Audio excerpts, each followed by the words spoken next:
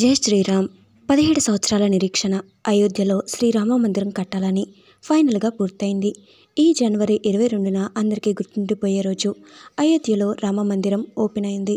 జనవరి 22 మధ్యాహ్న సమయం 12:15 నుంచి 12:45 మధ్య మన భారతదేశ ప్రధానమంత్రి అయిన నరేంద్ర మోడీ గారి చేతుల మీదుగా ప్రాణ ప్రతిష్ఠ జరిగింది.